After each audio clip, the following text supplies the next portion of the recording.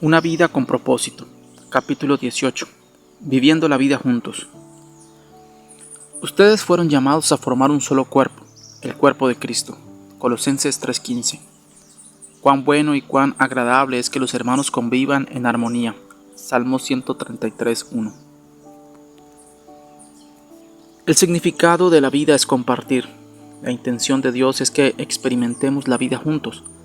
En la Biblia, esta experiencia comunitaria se conoce como vivir en comunión. En la actualidad, sin embargo, la palabra ha perdido mucho de su significado bíblico.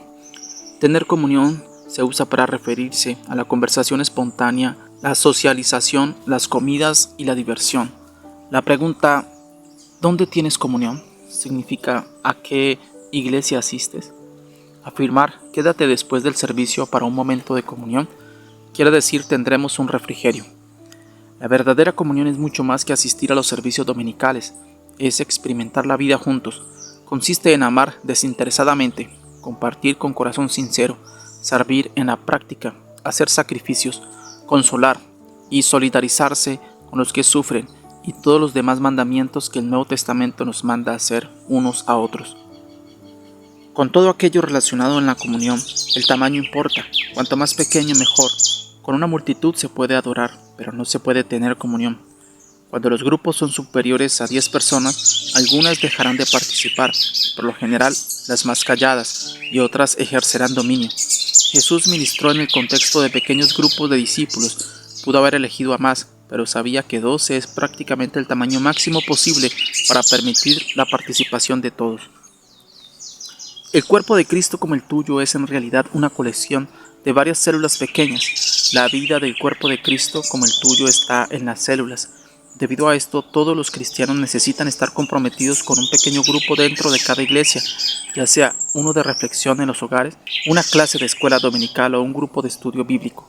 La verdadera comunidad se gesta en estos lugares, no en las reuniones masivas. Piensa en la iglesia como en un barco. Los pequeños grupos son los botes salvavidas.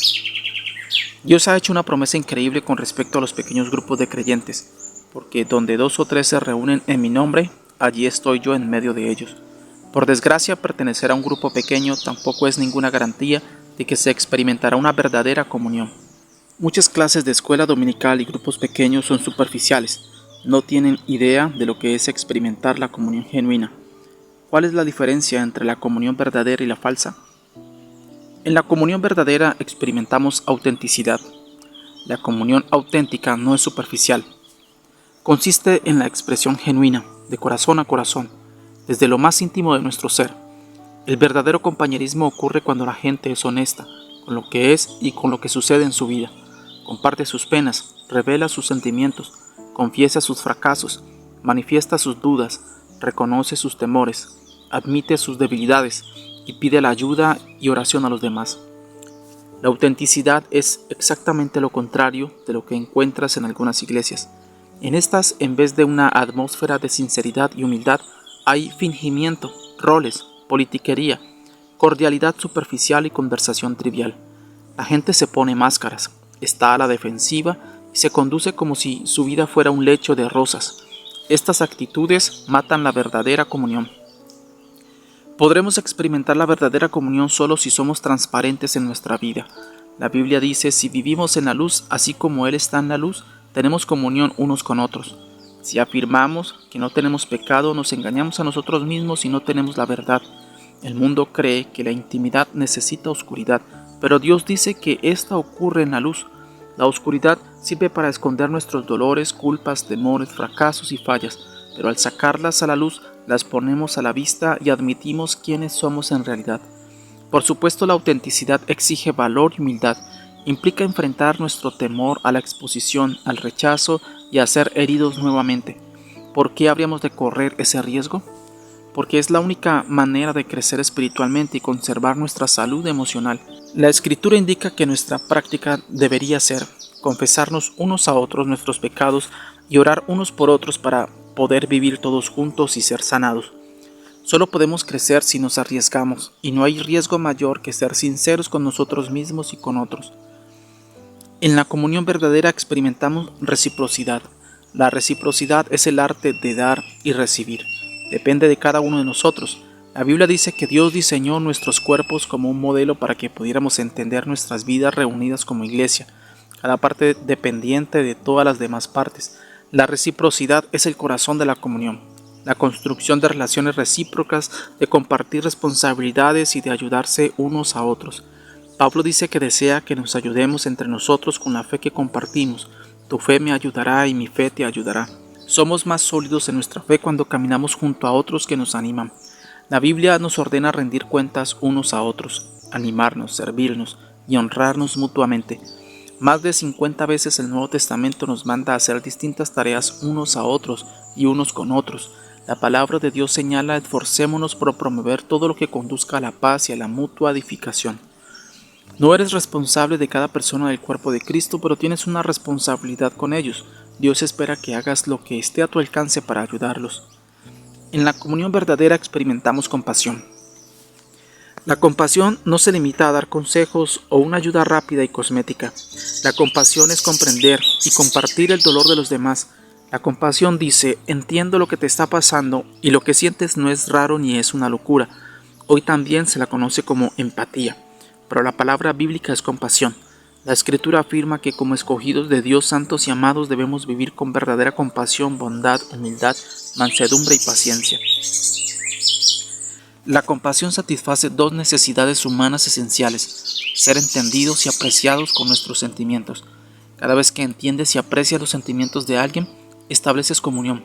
El problema es que muchas veces tenemos tanta prisa para arreglar las cosas que no tenemos tiempo para expresar nuestra compasión, o estamos preocupados con nuestros propios dolores. La autocompasión agota la compasión por los demás. La comunión tiene diferentes niveles, cada uno apropiado para diferentes momentos. Los grados más simples de comunión son al compartir y al estudiar la palabra de Dios en comunidad. Un nivel más profundo es la comunión al servir, cuando ministramos entre varios en viajes misioneros o en proyectos de caridad. El nivel más profundo e intenso es la comunión en sufrimiento, cuando nos solidarizamos con la pena y el dolor de los demás y nos ayudamos unos a otros a sobrellevar las cargas. Los cristianos que mejor entienden este nivel son quienes en este mundo sufren persecución, desprecio y hasta muerte como mártires por su fe. La palabra de Dios nos manda: cuando tengan dificultades, ayúdense unos a otros. Esa es la manera de obedecer la ley de Cristo. Es en los momentos más intensos de crisis, dolor y duda cuando más los necesitamos unos a otros. Cuando las circunstancias nos aplastan y nuestra fe se derrumba, es cuando más necesitamos a nuestros amigos creyentes. Necesitamos contar con un pequeño grupo de amigos que tengan fe en Dios por nosotros para permitirnos salir adelante. En un pequeño grupo el cuerpo de Cristo es real y tangible, aunque Dios parezca distante.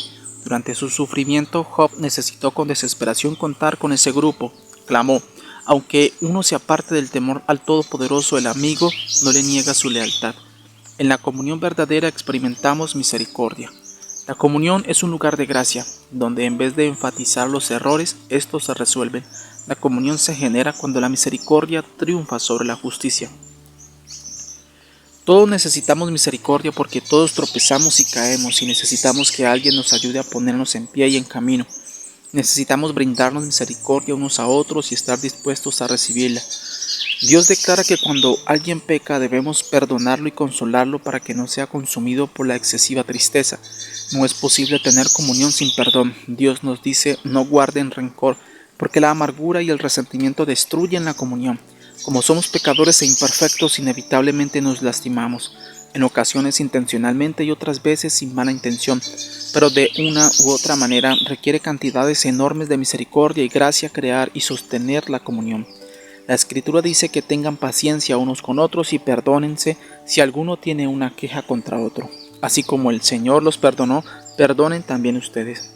La misericordia de Dios es el motor que nos motiva a mostrar compasión a los demás. Recordemos que nunca se nos pedirá perdonar más de lo que Dios nos perdonó a nosotros. Cuando alguien te lastime, tienes que decidir: ¿usaré mi energía y mis emociones para vengarme o para buscar una solución? No es posible hacer ambas cosas. Muchas personas son renuentes a mostrar misericordia porque no entienden la diferencia entre confianza y perdón. Perdonar es soltar las riendas del pasado. La confianza tiene que ver con el comportamiento en el futuro. El perdón debe ser inmediato, lo pida o no quien ofendió. La confianza se reconstruye con el tiempo. Esta requiere llevar un registro. Si una persona nos lastima repetidas veces, Dios nos manda a perdonarla al instante, pero no espera que confiemos en ella de inmediato, y tampoco supone que debemos permitir que siga lastimándonos. Deberá demostrar que el tiempo la ha transformado. El mejor lugar para restaurar la confianza es dentro del ámbito de apoyo provisto por un pequeño grupo que ofrezca la posibilidad de animarnos mutuamente y ser responsables unos de otros. Experimentarás muchos otros beneficios si formas parte de un pequeño grupo comprometido con tener comunión verdadera. Es una parte esencial de tu vida cristiana que no puedes desatender. Por más de 2000 años los cristianos se han reunido regularmente en pequeños grupos para vivir en comunión. Si nunca has formado parte de uno, no tienes idea de lo que te estás perdiendo. En el capítulo siguiente analizaremos lo que se requiere para crear este tipo de comunidad con otros creyentes, pero espero que este capítulo haya despertado el hambre de una experiencia de autenticidad, reciprocidad, compasión y misericordia que experimentarás con la comunión verdadera. Fuiste creado para esa comunión. Día 18. Pensando en mi propósito. Puntos de reflexión. Necesito otras personas en mi vida. Versículo para recordar. Ayúdense unos a otros a llevar sus cargas y así cumplirán la ley de Cristo. Gálatas 6:2. Pregunta para considerar. ¿Qué primer paso puedo dar hoy para relacionarme con otro creyente en un mayor grado de intimidad y autenticidad?